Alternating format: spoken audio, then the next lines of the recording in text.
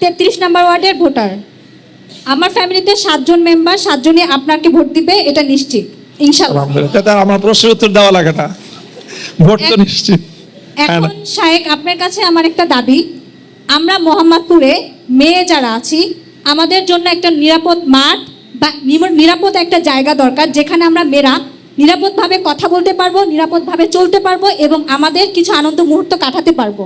কারণ প্রত্যেকটা জায়গাতে, মাঠের জায়গা দেখতে গেলে ছেলেরা থাকে, আমরা স্বাধীনভাবে হাঁটতে পারি না। বিশেষ করে মুরব্বীরা যারা থাকে, তাদের ডায়াবেটিসের সমস্যা থাকে, তারা সঠিকভাবে হাঁটতে পারি না। আমরা বিভিন্ন পোশাক আশাক নিয়েও আমাদের অনেক সমস্যা হয়। আমরা আপনার কাছে চাই যে আমাদের মোহাম্মদপুরে মেয়েদের জন্য, শুধু মেয়েদের জন্য একটা স্থান, যেখানে আমরা মেয়েরা আনন্দ মুহূর্তগুলো কাটাতে পারবো এবং আমাদের কথোপকথনগুলো শেয়ার করতে পারবো, একে অপরের সাথে যোগাযোগ রাখতে পারবো। এবং আমাদের নিরাপদ একটা কর্মস্থান দরকার, যেখানে আমরা নারীরা সঠিকভাবে কাজ শিখতে পারবো এবং আগামীতে ভবিষ্যৎ করতে পারবো। প্রশ্ন একটা প্রশ্ন হয়েছে বোন, ধন্যবাদ সুন্দর একটা বিষয় উত্থাপন করার জন্যে। এই যে বিষয়টা, যে কথাটা আসলো যে পাবলিক জোন, এটা হলো খুব বেশি প্রয়োজন। এটা আমাদের শিশু কিশোরদের পক্ষ থেকেও, আমি খেলতে গেছি একদিন ওদের সাথে ক্রিকেট, ওরা আমাকে পেয়ে এই মাঠের আবদার করেছে। তো এই ব্যাপারে ইতিমধ্যে আমি আমার নির্বাচনী যে প্রচারণা এবং আমার নির্বাচনী যেই কমিটমেন্ট, যেই কথাগুলি আমি বলছি, তার মধ্যে এটা একটা গুরুত্বপূর্ণ বিষয়। সেটা হলো যে বিশেষ করে আমাদের যে মোহাম্মদপুরের 2টা অঞ্চল আপনারা জানেন, একটা হলো পুরাতন ঐতিহ্যবাহী যে আবাসিক এলাকা, রিং রোডের পূর্ব দিকে, রায়ের বাজার থেকে পূর্ব দিকে যে অঞ্চলটা, এটা হলো মোহাম্মদপুরের প্রাচীন এলাকা, কয়েকশো বছর আগের নগরী বা 100 বছর আগের জনপদ। আর রিং রোড এবং 7 মসজিদ এরপর থেকে রায়ের বাজারের পশ্চিম দিকে যে এলাকাটা গড়ে উঠেছে, সেটা হলো বিগত 40 বছরে এই এলাকাটা আমার চোখের সামনে গড়ে উঠেছে। নতুন মোহাম্মদপুর আর পুরান মোহাম্মদপুরের এই জাতীয় বিষয় সংকট 2 রকম। নতুন মোহাম্মদপুরে এই জাতীয় প্রচুর খাস জমি আছে, যেই খাস জমিগুলোর মালিক রাষ্ট্র তথা জনগণ, এটা পাবলিক প্রপার্টিজ এগুলো। কিন্তু এই প্রপার্টিজগুলো, এই জায়গা জমিগুলো, এখানে 2 ধরনের জায়গা আছে। কিছু আছে খাল, এটা সরকারিভাবে এগুলো খাল, সেই অনেক বহু আগে থেকে এগুলো খাল হিসাবে সেই জমিগুলো, সেই কিছু খাল ভরাট হয়ে কিছু খাস জমি এগুলো বিভিন্ন ভূমিদস্যু কর্তৃক এগুলো জবরদখল হয়ে গেছে।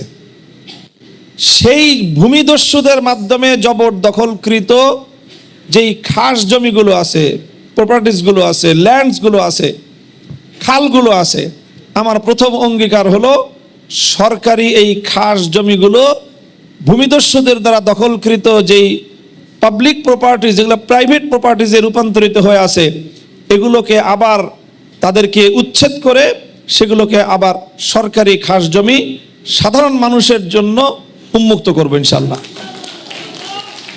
সেই জমিগুলোতে, যেগুলোতে খাল, সেগুলো খাল খনন করে খালের প্রবাহ সৃষ্টি করবো ইনশাল্লাহ। এবং এই খালগুলোকে কেন্দ্র করে খালের 2 পাশ দিয়ে সুন্দর ওয়াকওয়ে তৈরি করে এবং খালে সুন্দর পানির প্রবাহ নিশ্চিত করে এখানে একটা সুন্দর পরিবেশ, যেটা কিছুটা বিনোদনেরও কাজ দিবে এবং হাঁটা চলার কাজ দিবে আমাদের, এই খালগুলোকে কেন্দ্র করে এটা একটা পরিকল্পনা। আর হলো ওই যে সকল খাস জমি যেগুলো আছে, অথবা নতুন যে সকল হাউজিং এখনো হচ্ছে, হাউজিং এখনো পর্যাপ্ত জায়গা আছে, সেই সকল হাউজিং কর্তৃপক্ষকে তাদের সাথে কথাবার্তা বলে হাউজিং করার জন্য সরকারের যে রুলস আছে, যে সেখানে একটা স্পেস, একটা পার্সেন্টেজ রাখতে হয় পাবলিক জোন হিসাবে, সেই জায়গাগুলিও সব দেখা যায় যে হাউজিং কর্তৃপক্ষ সেগুলোকে ভোগ দখল করে রাখে। আমি একটা তিক্ত অভিজ্ঞতা আপনাদের সাথে শেয়ার করি। আমি একটা হাউজিংয়ে রাস্তা হচ্ছে না, সিটি কর্পোরেশনকে বলে যোগাযোগ করে দিলাম, রাস্তাটা করে দেন। সিটি কর্পোরেশন অ্যাগ্রি করলো যে ঠিক আছে, আমরা রাস্তা করে দিচ্ছি, ইঞ্জিনিয়ারকে পাঠাচ্ছি, সে সব রোড করে ম্যাপ করে রাস্তা করে দিবে। আবার কিছুদিন পরে খবর নিলাম, হাউজিং কর্তৃপক্ষকে বললাম যে সিটি কর্পোরেশন আপনাদের রাস্তাটা করে দিচ্ছে, আপনারা সিটি কর্পোরেশনের সাথে কোঅপারেশন করেন, আমি নিজে কোঅপারেশন করে দিলাম, রাস্তা হয় না। ঘটনা কি, আবার সিটি কর্পোরেশনকে আমি ফোন দিলাম, তারা বললো যে হুজুর এই হাউজিং কর্তৃপক্ষ তারা প্লট মালিকদের কাছ থেকে, জমির মালিকদের কাছ থেকে যেই পরিমাণ, যেই পার্সেন্টেজ জায়গা নিয়েছে রাস্তা করার জন্য, আমরা জানি যে হাউজিংয়ে যারা জায়গা কিনে প্রায় 20% জায়গা কম পায়, 25% জায়গা কম দেওয়া হয়, এবং এই জায়গাগুলি রোডঘাট করার জন্য, এবং এই জায়গাগুলো, এই রাস্তাগুলো সিটি কর্পোরেশনে এর মালিকানা হস্তান্তর করতে হয়। তখন সিটি কর্পোরেশন এখানে রাস্তাঘাট সব এভরিথিং, সমস্ত ফ্যাসিলিটিস এবং সব তারা এই সুবিধাগুলো এখানে দেয়।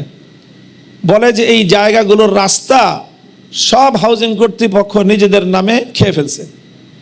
এখন সিটি কর্পোরেশনকে লিখে দেওয়ার মতো এই হাউজিং এর কাছে কোনো রাস্তাই নাই। যেই রাস্তাগুলি আছে এগুলো ম্যাক্সিমাম হলো খাস জায়গা, অর্থাৎ তারা যে জমির মালিকদের কাছ থেকে হাউজিং কর্তৃপক্ষ যেই পোর্শনটা নিয়েছে সেই পোর্শনটা তারা বিক্রি করে খেয়ে ফেলছে, যার কারণে এখন সিটি কর্পোরেশনকে তারা হ্যান্ড ওভার করতে পারে না, রাস্তাও পাকা হয় না। এই ধরনের জটিলতা আছে, অর্থাৎ খাস জমি তো খায়, সাথে তারা হাউজিংয়ের প্লট মালিকদের কাছ থেকে যে জমিটুকু নেয় সেটাও তারা খেয়ে ফেলে। এই হলো আমাদের অবস্থা। যাই হোক, তা আমার বক্তব্য, আমার অঙ্গীকার হলো এই হাউজিং কর্তৃপক্ষদের সাথে দেন দরবার করে, তাদের সাথে এই বিষয়গুলো মিট করে তারপরে হাউজিংয়ে পাবলিক জোন সৃষ্টি করা, তারপরে সেখানে খাস জমিগুলো উদ্ধার করে সেখানে খেলার মাঠ শিশুদের জন্যে, এবং যেটা প্রশ্ন করেছেন আমার বোন সেটা, তাহলে সেখানে অবশ্যই একটা লেডিস জোন আলাদা করতে হবে ইনশাল্লাহ। তো আমি ইনশাল্লাহ সেটা করব, যে তাহলে বড় কোনো একটা মাঠ যেটাকে আমরা এমনভাবে আয়োজন করব যে সেখানে অনলি লেডিস, তারা শুধুমাত্র ওখানে ওই পার্কটা শুধু তাদেরকেই শুধুমাত্র অ্যালাউ করা হবে, সেখানে জেন্টস নট অ্যালাউড, এরকম একটা পরিবেশ থাকবে ইনশাল্লাহ। তাহলে সেই ক্ষেত্রে দেখা যাবে যে মেয়েরা সেখানে, তাদের জন্য অনেক সুন্দর পরিবেশ করা হলো, সেখানে তাদের জন্য সকালবেলা যেন তারা সকালে সন্ধ্যায় পায়চারি করতে পারে, হাঁটতে পারে, এবং সেখানে লেডিস গ্যাদারিং হতে পারে নিজেদের মধ্যে, সেখানে তারা গল্প করলো, কথা বললো, কোনো আয়োজন করলো, হ্যাঁ কোনো সামাজিক অনুষ্ঠানের আয়োজন করতে পারে, এরকম একটা সেফটি দিয়ে নিরাপদ একটা জায়গা ইনশাল্লাহ করব। এটা আমার প্রত্যয় থাকলো, এটা আমার কমিটমেন্ট থাকলো ইনশাল্লাহ। এরপরে